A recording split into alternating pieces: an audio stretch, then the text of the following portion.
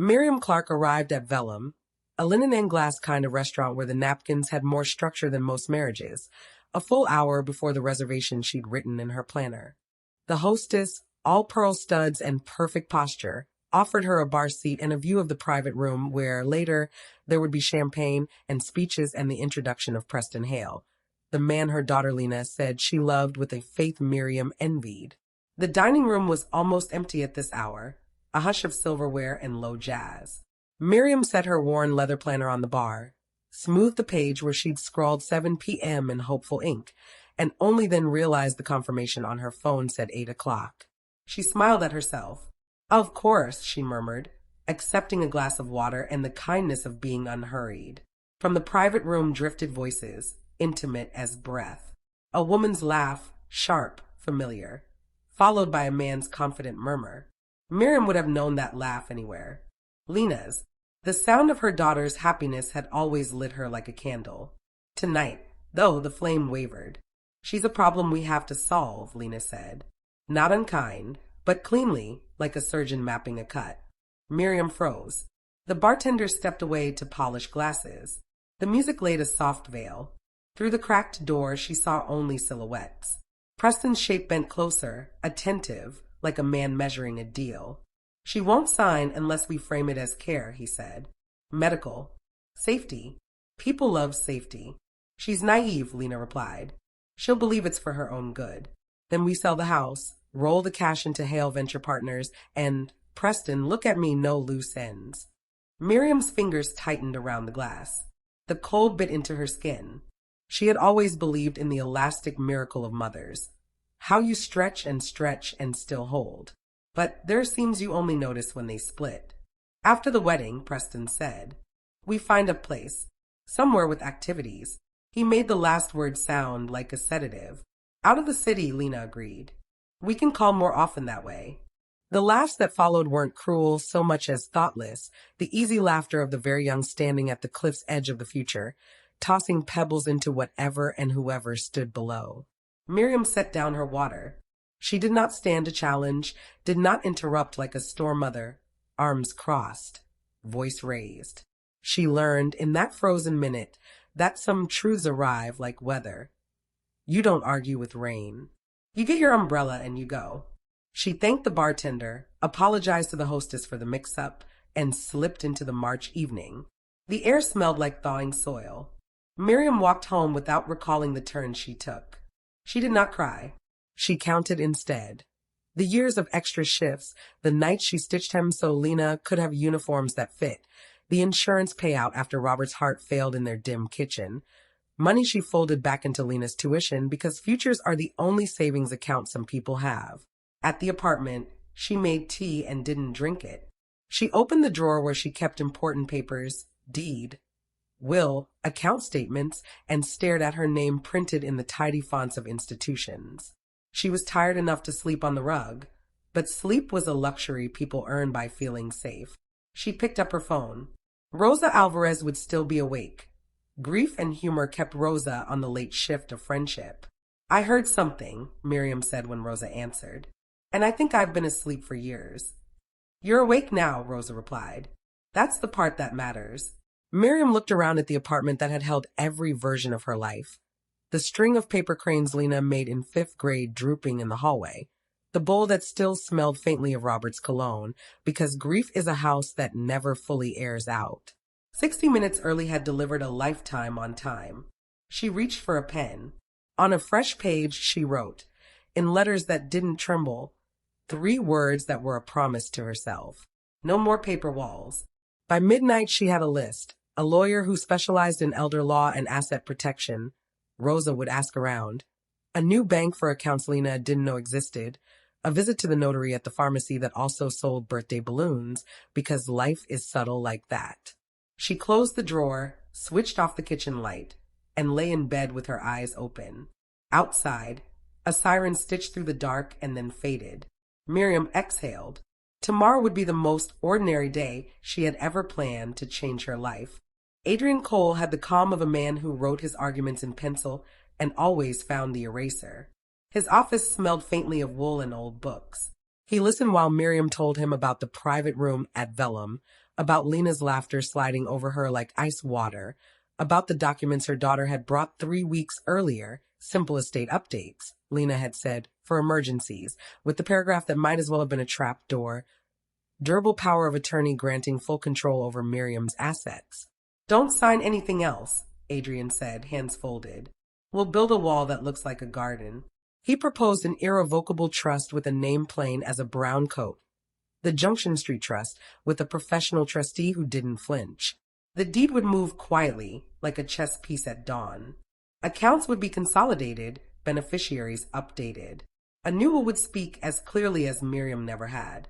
You can provide for Lena, he said, without giving her the keys to burn down the house. What about proof?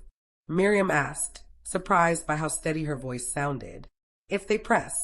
Adrian smiled in a way that held no triumph. Documentation is the grammar of truth. Keep everything. And if you're willing, record. The word made her stomach dip. To record her daughter felt like a sin in a language Miriam didn't speak. But she remembered the way Lena had said naive, the way Preston had said activities, and understood that some sins are only the shadows of self-preservation. Rosa met her for coffee after the papers were signed and notarized. You look like you slept, Rosa said. I didn't, Miriam admitted, but I feel like I could. They bought a small, legal recorder that looked like a modest flash drive. Miriam practiced slipping it into her cardigan pocket, into the silk lining of the tote she'd carried to every parent-teacher conference, into a velvet jewelry box that had once held Robert's watch. She cooked simple food, answered Lena's text with a mother's perfect economy. Of course I'll be there. So proud of you. Need anything, and waited. Lena came on Thursday. She arrived in a marble of perfume and certainty, kissed her mother's cheek with lips glossed to a soft shine, and glanced at the framed photo of Robert that Miriam kept on the entry table. We should get you something updated, she said. Modern frames, a lighter palette. It'll help you feel less stuck. I like the old light, Miriam replied. She led her daughter to the sofa, set out tea, and produced the velvet box. Lena's eyes lit the way girls' eyes do when the world nods and opens a door. Jewelers know this light, so do wolves. They were Robert's mother's, Miriam said. I thought you might want to wear something borrowed this weekend. Lena lifted the pearls and held them to her throat. Perfect, she murmured. Preston's mother will faint. About the other things, Miriam said lightly, as though the conversation were a bridge painted the same color as the fog. I've been thinking. The house. The paperwork. Lena's smile didn't move her eyes. Mom, I told you. We'll make sure you're comfortable. This place is too much for you alone. It's inefficient. Miriam swallowed the small, sudden laugh that rose. And after, we take care of the financials. Preston's launching a fund. First close is tight, and we'd fold proceeds into something that actually grows. Lena turned the pearls between finger and thumb, diamonds winking like commas in a sentence Miriam hadn't finished. We give you a monthly draw. You won't have to worry. You can finally relax. I remember relaxing, Miriam said. It was the 3 months after Lena learned to sleep through the night. Mom, Lena set down the pearls and took her hand. For a second the mask slipped and Miriam saw the child she had loved in draft and final and every revision. Trust me. The recorder in Miriam's pocket was an ember. She breathed. I want to. I do. But trust and things, someone said they're safer. Lena's fingers tightened. Trust can be safe, or they can make you unapproachable to the people who love you. She released Miriam's hand, sat straighter. Let's not make this combative. Sign the POA. We'll handle the rest. We'll see, Miriam said, and heard the door close quietly on a life that had never had a lock. Lena slid the pearls back into the velvet and kissed her mother's cheek, leaving a tiny half-moon of gloss that Miriam wiped away with her sleeve as soon as the door shut. That night, Adrian listened to the recording with the neutrality of a surgeon examining a scan. It's enough, he said. If we need it. We will, Miriam said. She slept 2 hours, woke, and made a pot of coffee strong enough to predict a future. On her planner she wrote, Saturday wedding. Under it she added, smaller, speak. She'd never liked microphones, but she'd lifted heavier things. The morning of the wedding, the city scraped itself bright. Miriam chose a dress the color of rain-soaked slate. Elegant, easy to miss. She slipped the flash drive recorder into a hidden pocket of her jacket and slid copies of trust papers, deed transfer, and a letter to herself into a zippered compartment of her handbag. Adrian met her by the church steps, offered a nod that felt like a promise, and vanished into the back pews like a phantom with a law degree. Inside, the Hale family arranged themselves in rows that smelled faintly of money and starch. Preston looked like an advertisement for inevitability. Lena glowed the way brides do when the world is a lens. When the priest asked whether anyone knew a reason the two should not be joined, a muscle in Miriam's jaw flexed and then went still. Not yet, she thought. Not here. The reception swelled on a rooftop strung with lights that waited for dusk to give them meaning. A toast from the best man praised Preston's vision. A toast from the maid of honor celebrated Lena's tenacity. There was a 7-course performance of food, and at the corner table where Miriam sat they served her calamari folded into a small crown. She thought wildly of paper cranes. The MC cleared his throat. A few words from the mother of the bride, he said. Surprise tightened the corners of Lena's mouth. Preston's smile flickered to its public setting. Miriam stood. She held no notes. Mothers don't get cue cards. Thank you, she began, and the microphone warmed to her voice. I'll be brief. She told a story. Not an apology dressed as gratitude. Not a grocery list of sacrifice. A story about a girl who loved library books more than air. About a boy named Robert who worked overtime until his chest forgot how to bear it. About a kitchen table where bills were paid and futures were penciled because pens were too permanent for hope. The room softened. Even rich people have kitchens. She let the air settle, then picked up the thread she had brought with her. 3 weeks ago, Miriam said, my daughter brought me documents to sign. For emergencies, she said. I read them carefully. They would have given her control over my accounts, my home, my choices. I did not sign. Lena's knuckles whitened around her champagne flute. Preston's gaze slid toward a cluster of his father's friends, men who had the stillness of sharks. I thought perhaps I was misunderstanding, Miriam continued, voice steady as a hand on a fevered forehead. I asked questions. I listened. I learned other plans were being made for me, plans that did not include my consent. She drew the recorder from her pocket, as gently as a magician producing a dove. She did not press play. She didn't need to. I don't intend to embarrass anyone, she said, but I will not be erased from my own life. The MC shifted. Someone coughed, expensive, awkward. Miriam set the device down beside the cake knife, where it looked like a polite threat. Yesterday, she said, I finalized the transfer of my home into a trust that provides for my care and protects my choices. I updated my will, and I established a fund in Robert's name to help older women who find their lives being rearranged without their permission. It wasn't loud, the room's reaction. It was the sound of people remembering the center of the story, wasn't them? Lena's mouth opened, closed. Mom, she said, not breathless now but winded. We were trying to help. Perhaps, Miriam said. She picked up her glass. But I have learned that help without respect is just control. Silence made a long, pale river. Preston's mother took his arm and drew him backward by an inch, as if distance could correct lineage. The band, professional beings that they were, shifted into a standard and looked grateful for structure. Miriam turned to her daughter. I love you, she said. That doesn't entitle you to me. Then she returned the microphone as if it were a borrowed book and sat. Adrian stood in the back, phone in hand, and sent a single text. Done. Lena didn't faint. Miriam respected her for that. The party resumed in the way parties do after a passing storm. Conversation found its edges. Laughter rose in careful bubbles. The staff delivered dessert like a tactic. Miriam ate 2 bites of lemon tart and tasted only decision. When she left, she didn't look back. Control is not a door you slam. It's one you lock, then walk away from.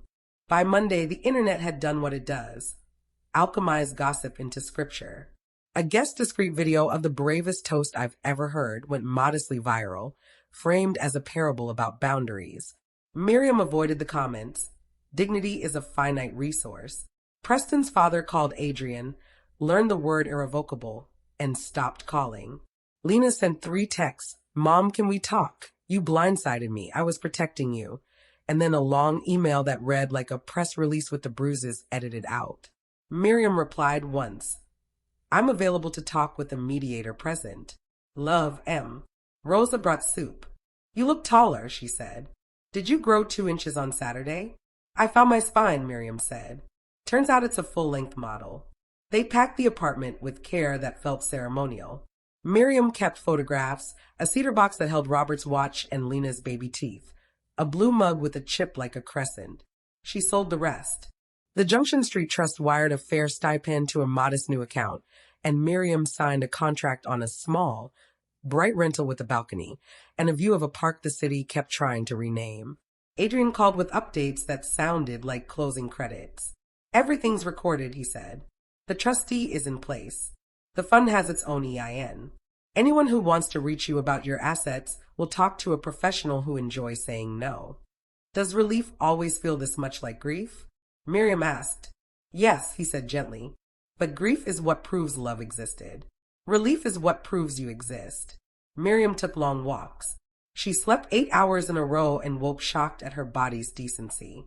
On Thursday, she joined a small circle of women at the library. Widows, the recently divorced, a retired teacher with a gentle stutter, and they swapped stories the way campers trade matches.